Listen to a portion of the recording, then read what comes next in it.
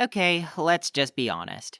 If you know me well enough, you'll know that shonen storytelling is kind of my bread and butter. There are obviously things about most popular shonen that I'll take umbrage with or criticize, but overall the broad strengths of the niche are something I can't help but remain in love with to this day.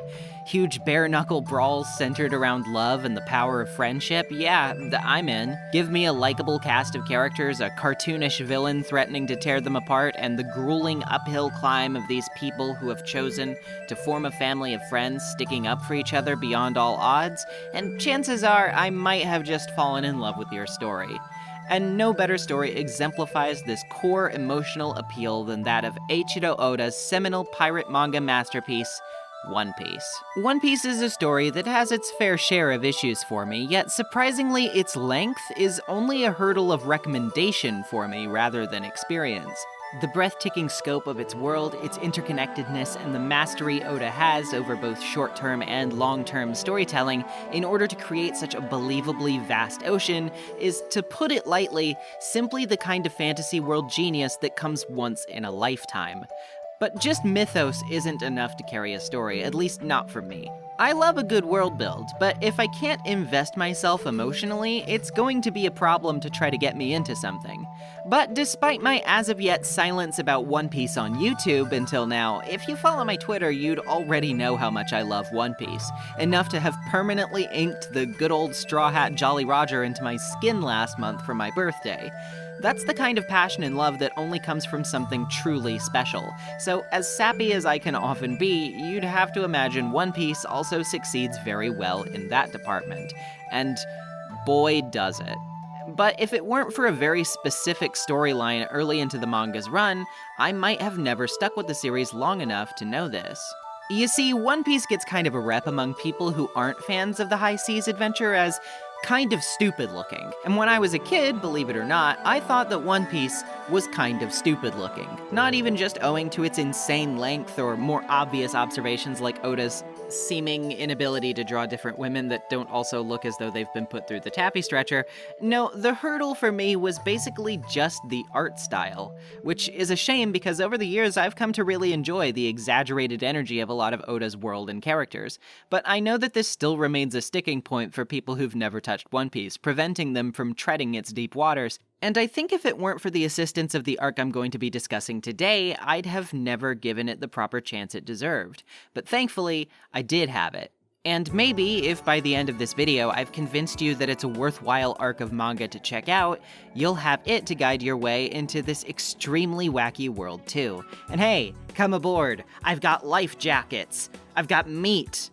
I don't have devil fruit powers yet, but I'm working on it. Also, spoilers for One Piece from the beginning of the story up to chapter 95 of the manga or episode 44 of the anime, which probably sounds like a lot, but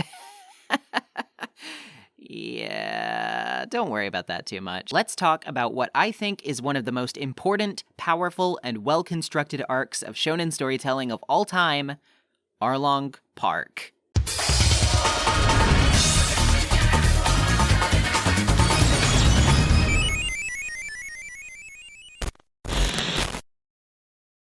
Now, firstly, before anything else, I should say that when I recommend the experience of One Piece to people, I'm talking about the manga. The anime certainly has its charm points. I love a lot of things about it, such as the iconic and lovable voice cast, the kick-ass soundtrack, and the multiple moments of pure, unmitigated catharsis of watching animated Luffy pound the soul out of someone who's simply had it coming, Your Honor, for dozens upon dozens of episodes. But therein lies the problem, too. Those dozens of episodes are often filled to the brim with pacing issues. Not just filler, but a lot of stalling for time, meandering shots of nothing in particular happening, random cutaways, and slow as hell scene direction, all owing to Toei's notorious bogging down of the manga's content to stretch across as many marketable, profitable anime episodes as possible. This also drags the production quality down severely in most parts of the story, provided it's not an extremely crucial dramatic moment, where the quality does tend to pick up a bit usually. Only in recent years has One Piece really started to look good on a weekly basis again in its animated adaptation, and considering how long it will take you to get there, I'm not sure it's worth it beyond a highlight reel to revisit once you've consumed the much friendlier and more consistently tightly paced and masterfully drawn source material. 1,000 plus chapters is still, of course, a big time commitment, but a single chapter of manga is a lot shorter than an episode of anime, and considering One Piece's episode count is nearly the same as its chapter equivalent, while still being fairly behind its source material at the moment, you can imagine how much of its time is simply unnecessarily squandered. The manga will take you a while, but it will take you much less of a while than sifting through the whole anime will. That being said, Arlong Park is the 5th story arc of the One Piece manga, taking place in the first overall saga of the series, East Blue, and sort of acting as a climax to it before the falling action of Logetown. It spans volumes 8 to 11, chapters 69 to 95 for a total of 27 chapters, or 14 anime episodes, seeing as its animated equivalent takes place across episodes 31 to 44. To briefly summarize our trajectory so far, Monkey D. Luffy is a wannabe king of the pirates in the making who has eaten a supernatural devil fruit called the Rubber Fruit, or the Gumu Gumu no Mi, which gives his entire body the properties of rubber, but similar to all other devil fruit users, robs him of his ability to swim, quite the handicap for an aspiring sea dog. In his journey so far, he's met a talented swordsman and former bounty hunter named Roronoa Zoro and recruited him after saving him from a marine base where he was slated for execution. He's met and recruited a sly cat burglar and gifted navigator named Nami in Orange Town, where together the three face down against a notorious pirate captain, Buggy the Clown. He's met and recruited a growing sharpshooter and infamous teller of fibs and fables, Usopp, after helping him fend off a horrible premeditated attack years in the making by the killer pirate captain Kuro of the Black Hat Pirates, which earns him a proper ship, the Going Merry. And just before our current spot in the story, he crash-landed at the seafaring restaurant The Barati, home to the chain-smoking womanizer and expert chef Sanji, who despite his reluctance to leave because of his extreme loyalty to the owner Zeph, eventually decides to seek his dreams aboard Luffy's ship after they all get involved in a ship-wide brawl with the invading forces of the Dong Creek pirate fleet, who recently suffered a defeat at the hands of the most dangerous ocean in the world and Luffy's current destination, the Grand Line. All of this so far, I can comfortably say, to my newfound childhood curiosity of giving One Piece a shot, was pretty good. Reading the manga definitely helped, as before this point, all the knowledge I had of One Piece was from the infamous 4Kids dub of the anime, which was... It's getting toasty! And you'll be toast! Whoa! Please. You think that a chef is afraid of a couple of flames? Sometimes he's mean, sometimes he's nice, you never know! Oh, I get it. He's a bipolar bear. Not great. However, that's all it really seemed to be at first. Pretty good. There were other things I liked way more, and I was, at the time, a bit of a Naruto nerd in the making, so it would take a lot to really pry my attention away significantly. By the time I reached the end of Barati, I was starting to get a little tired, not sure how much longer I would continue to give One Piece a shot. And then, Nami steals the Going Merry. Yeah, our reliable, sometimes prone to annoyance, but generally good-hearted navigator suddenly takes off with the ship, basically leaving Zoro's former bounty hunting pals Johnny and Yosaku to drown as she does so. Luffy and co are too busy in the middle of fighting Dong Creek to really confront this issue until they wrap things up, meaning that for the first time, the crew is split into teams, with Luffy, Sanji, and Yosaku staying behind to fight, while Johnny, Zoro, and Usopp head after Nami. Upon arrival to the island, it's revealed to be the village of Kokoyashi, a ruined town ruled by the iron grip of the fishman pirate captain Arlong, who forces its citizens into a life of fear and tribute where they pay monthly and exorbitant sums of money just for the privilege of Arlong allowing them not to be killed. And even then, any sort of pithy resistance, backtalk, or even disobedience will earn them a swift death nonetheless. Then we get the bomb drop. Apparently, Nami has always been one of them. But we as readers cannot even begin to process this information.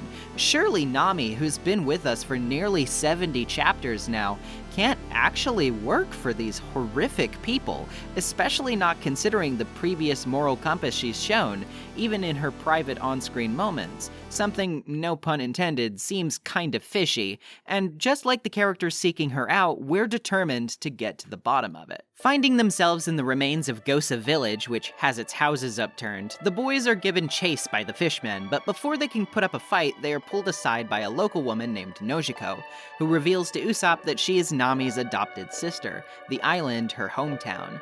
Meanwhile, Zoro finds himself in Arlong Park, where he's confronted by the same idea of Nami's betrayal, but decides to test this by throwing himself into the water. Sure enough, the supposedly cold and traitorous Nami can't help but throw herself in after to save his life, but she beats him afterward to reassure the fishmen that she's still loyal to Arlong. Heading to Kokoyashi Village, Arlong confronts the village's resident sheriff, Genzo, simply for collecting a new weapon, which Arlong views as an act of mounting rebellion which he must kill Genzo to suppress and make an example of.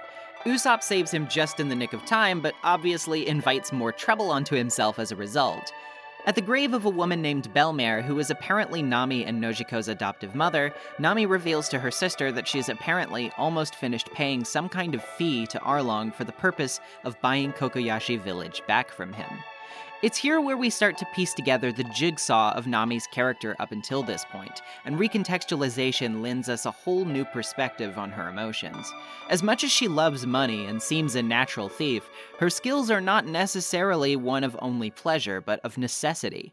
She's been trying to get this village she grew up in out from under the vice grip of this horrible man for years and suffering in silence to do so. She clearly displays cold indifference to the crew she's betrayed because she doesn't want to admit that she's come to feel genuine affection for them, and would rather them flee while hating her than stick around to potentially get killed by the Fishman pirates.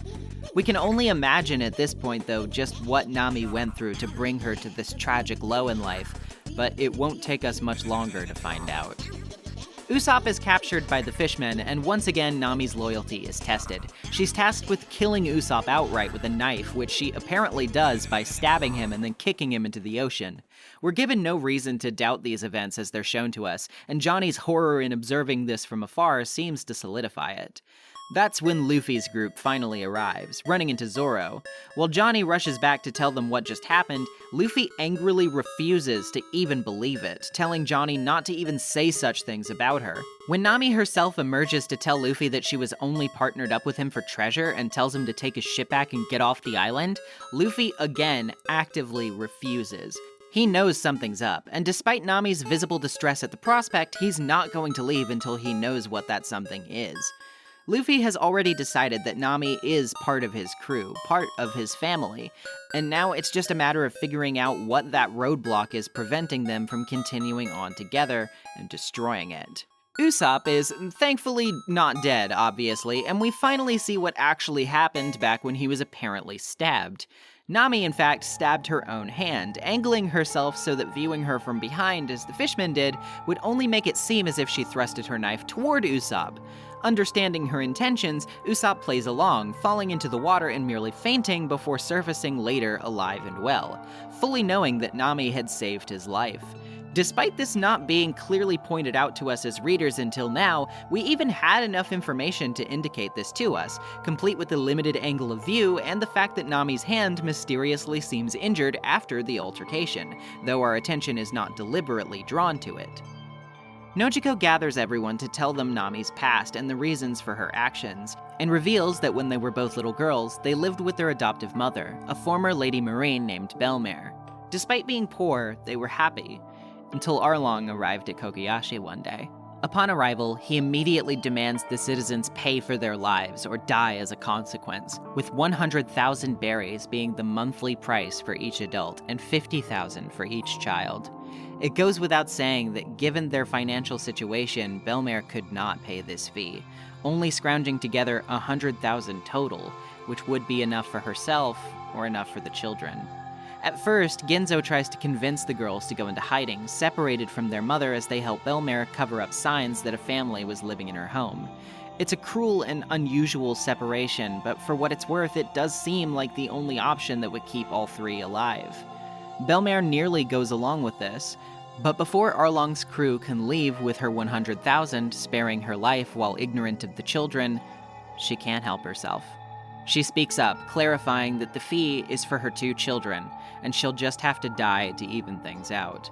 As horrified as Genzo is at her decision, she apologizes to him, stating that she's sorry, but blood ties or not, she cannot deny that her children are her children. Running to her side, the girls cry as they cling to their bloodied and beaten mother, giving her one last hug as she gets up, stands to Arlong, tells them that she loves them, and is shot point blank. killing her instantly. The girls are devastated, but unfortunately their trauma is not over yet, as a curious crew member discovers the child Nami's genius cartography skills on her maps inside the house. Deciding that this could prove a useful asset, Arlong forcibly kidnaps Nami and makes her part of his crew, giving the child his insignia as a tattoo on her shoulder, and telling her that if she can one day provide him 100 million berries, he will relinquish ownership of Kokoyashi Village to her and leave it behind forever. Back in the present, Luffy has wandered off and Zoro has slept for the entire story, meaning neither even really heard the details. As inconsiderate as this may sound on the surface, it also shows rather importantly that regardless of the circumstances, their mind is made up. They need no grand explanation, no tapestry of history. All they know is that their friend has been made to suffer because of Arlong, and he's going to pay for it.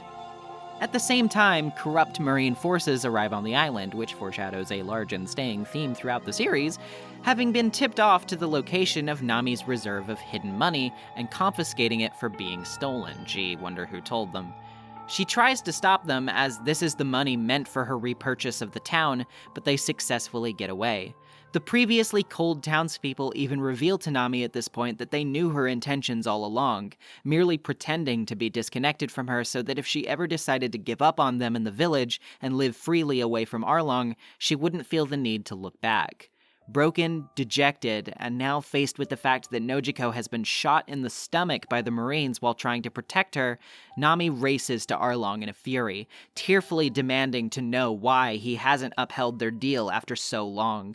He merely laughs, claiming that he never broke their deal, laughing as he declares that if she wants her village back, she'll just have to start from scratch.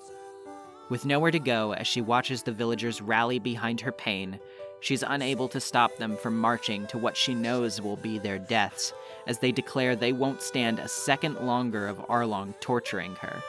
Furious, shattered, and aimless, Nami picks up her knife and begins to stab the Arlong tattoo on her arm, only able to be interrupted by Luffy. 何よ、何も知らないくせに。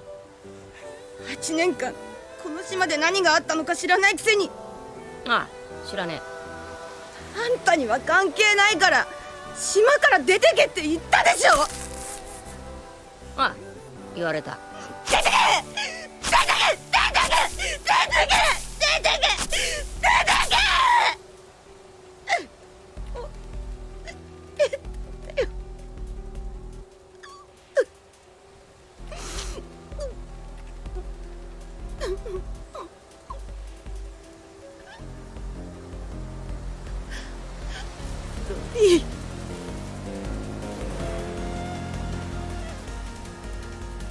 助けて。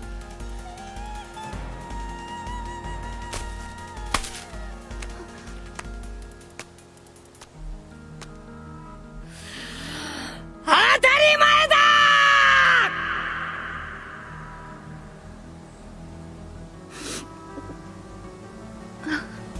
And this lights a fire in the crew, all on standby, ready to take their captain's orders as they march with a purpose to Arlong Park. The impenetrable wall that surrounds Arlong and his crew, a symbol of dominance over the village, over its people, and over Nami's life, being shattered at its side as Luffy strolls in demanding to know who Arlong is. And after he's told, giving Arlong a mere taste of what's to come. This rewired my brain chemistry. If I hadn't cried enough by this point, the sheer crescendo of emotion and now hype had reached its peak for me. I was ready to see Nami free. I was ready to see Arlong fall, and most importantly, I was ready to see this nightmare come to an end. The village to live peacefully, and for Nami to be officially made part of the family she so desperately wished she could escape within. And that, to me, is One Piece. The togetherness that drives stands against the most wicked and wickedly powerful, denying their reign in the face of overwhelming odds, simply to make a firm statement in the corner of love, chosen family, and hope. The crew have, of course, multiple shonen-style group fights with some of the respective main fishmen, each displaying their talents and prowess, and even creating some excellent character moments, like Usopp's refusal to run from Chu, despite how terrified he is, because he can't stand the thought of abandoning his friends to their fates. Of course, it all comes down to a one-on-one showdown between captains Luffy and Arlong, who are not only pit against each other physically, but thematically. Luffy is everything the story embodies. He's perhaps dense, but he's boisterous, he's loving, and he never stands for wanton cruelty. When he calls you a friend, he really means it, and it's this pervasive familial sense of the word that makes the trademark usage of nakama in this context really mean something special to One Piece. Somebody who is your chosen friend, somebody who is closer than family.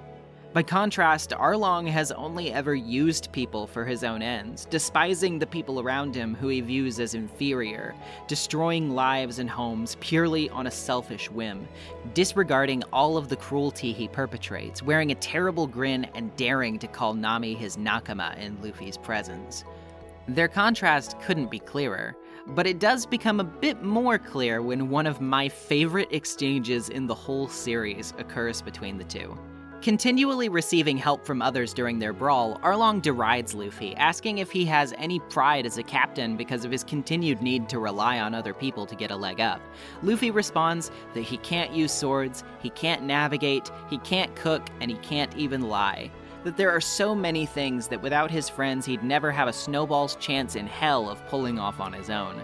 Arlong laughs, asking then what Luffy can do, and grinning widely, Luffy responds in earnest, "I can beat you." Their battle rages across the park, eventually winding up in the tower room where Arlong forced a child Nami for years to slave away making maps for him, her pen resting at her desk, still stained in the dried blood of her hands. Arlong declares that Luffy couldn't possibly use Nami the way he can, creating a spark of rage unlike any other we've seen before in the pit of Luffy's stomach, effectively sealing Arlong's fate, as, rising to his feet, crushing Arlong's sword in his hand, Luffy only says one thing. Scout! He determines the only way to free Nami from her confines is to destroy the very room that best represents her shackles, her grief, and her torment, smashing the furniture, the maps, and even the desk she worked at through the tower walls. As Arlong reels at the destruction of the work he's forced from Nami's hands, Nami herself watches on, a hand to her mouth as tears brim in her eyes, thanking Luffy for what he's done. Arlong attempts to stop Luffy with one final, terrible attack, a torpedo-like lunge of teeth embedding into his midsection. But alas, Luffy's rage is too great to subdue, and he raises his foot tall in the air through the building's roof, before letting it crash down on Arlong's head, crushing him through floor after floor of the building and causing it to collapse down around both of them. Arlong is defeated. At first, everyone is fearful that Luffy might be dead, but they're all shocked as he rises from the rubble, standing alone. Nami is enthused at first to see he's okay, but is given silent, emotional pause when he cries out her name, then, after a moment declaring, "You are my friend." To which she begins to cry, nodding to agree, finally cracking a small, emotional smile. Her hell is finally over. The village is free, and the Marines are swiftly beaten out of town, leaving them no time to reap any of Arlong's financial spoils. Get out of here, get out of here, get out of here, you guys make me sick. And the town parties for days. Genzo tells Luffy that if anywhere along the way of their journey, Luffy takes Nami's smile away, he'll hunt him down and kill him himself, to which Luffy agrees not to. Nami gets a touch-up on her tattoo, finally removing Arlong's symbol from her body and replacing it with that of a merged pinwheel and tangerine to represent Genzo and Belmare, both respective parental figures of her life, which matches that of Nojiko's. Nami officially joins the Straw Hats as they set off towards the Grand Line, thus ending the Arlong Park arc of One Piece. There's so much to say about this arc that works for me, but it's hard to even know where to begin. But I think it manages, without me even needing to speak powerfully as to just why I love One Piece as much as I do. By the time I passed this point, I was officially sold forever. There are obviously later arcs that come down the line that I would argue are even better, grander, and more emotionally resonant, but this is what got me to stay. Before this, One Piece was an idle fascination, something I gave the benefit of the doubt and enjoyed moderately for my trouble, but wasn't sure if I would keep going with. Arlong Park changed my mind. It took me from a mere casual fan of One Piece to a lifelong one. Its deft understanding of the lowest of emotional lows we can reach and the soaring, cathartic liberation that comes with meeting people who would love us so fiercely as to stand by our side, weathering the worst of storms, is to me the emotional ethos of the series that has so powerfully managed to shove its way into my heart and never let go. Family is not always what we are born with, but what we choose. And Arlong Park is such a perfect encapsulation of those themes, ideas, and emotions that even just talking about it has taken me multiple takes per paragraph to stop myself from crying on microphone. That scene, with Nami asking for Luffy's help, there is no world, no planet, no dimension in which I would not cry watching it every single time, even knowing it's coming, because it so squarely reminds me of what we as people can do for the people in our lives. The families of friends we form, the bonds of love we share, they're strengthened and made golden by the dedication, passion, and yes, sometimes even outrage on behalf of others we put into them. People deserve better, and perhaps even if most don't face the blatantly cartoonish evil of someone like Arlong in their daily lives, it's hard to deny that we don't face comparable cruelty in even a banal sense on the regular. Banding together, linking hands, saying we are one, that's the true power of love and friendship that I think any shonen should aspire to share. And that's why, in concept, I've never had a problem with this trope either. Pervasive? Sure. Typical? Absolutely. Necessary, though? 100%. And One Piece knows that. One Piece showed me that. And I'll never forget it. That's why, ever since Arlong Park, I stopped hiding, I stopped running, I got on the Straw Hats ship, and ever since then, I've never looked back. Not once. Thanks for watching, everyone. If you think this is the only time I'll talk about One Piece on this channel, you are sorely mistaken. Look forward to the other inevitable dozens of times I will in the future. If, however, in the meantime you enjoyed it, a like and a comment would be greatly appreciated to endear me to the ever-abrasive tide of the YouTube algorithm, fiercer than any grand line you could dare to imagine. Subscribing and ringing the bell icon also helps if you'd like to see more of my stuff as it comes out, and supporting me on Patreon is a huge help in assuring more content like this will continue to arrive to you in the future. Again, thank you all for watching, everyone, and I'll see you next time. Peace. One Piece, that is.